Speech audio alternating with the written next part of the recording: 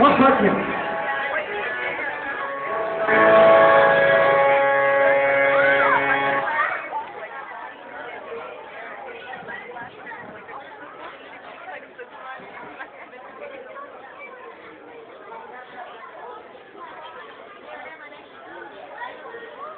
ഇതാണ് നമ്മുടെ നായകൻ ജേക്കബ്.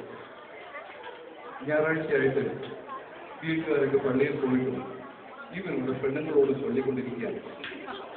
ഫൈനൽ ഇയർ വിദ്യാർത്ഥി ആയതിനാലാവാം ജേക്കബ് ഈയിടെയായി അല്പം എക്സൈറ്റ്മെന്റിലാണ്.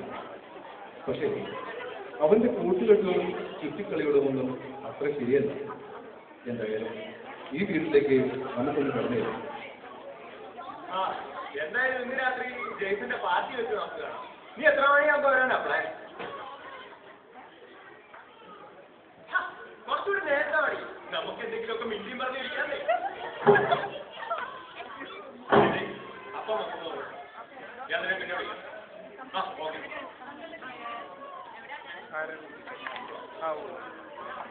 ഞാൻ റെഡി. Vibe ready.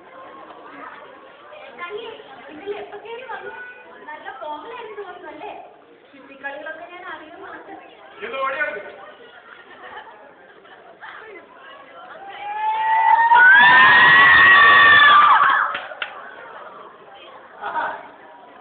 ആരുടെ ഉണ്ടായിരുന്നോ?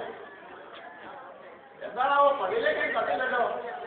ഇന്നലെ ഞാൻ കയറി വന്നപ്പോഴേക്കും ലേറ്റ് ആയിട്ട് നിങ്ങളെല്ലാം ഉറങ്ങിയിട്ടോ. ഇങ്ങനെ ഉറക്കവും പോകാൻ നടന്നോളാം. പള്ളിയും പട്ടക്കാരൊന്നും വേണ്ട.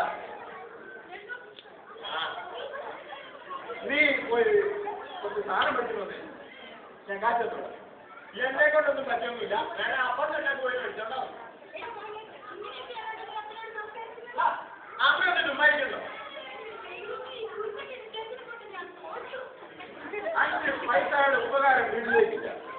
കോളേജ് വിട്ട് വന്ന് ബുക്കും പുസ്തകമൊക്കെ വലിച്ചെറിഞ്ഞിട്ട് കൂട്ടുകാരുടെ കൂടെ വേണ്ടി തറങ്ങി ഒരു കുടുംബം പോലുള്ള പ്രായമായുള്ള നാളെ ഇങ്ങനെ കാലം നടക്കാൻ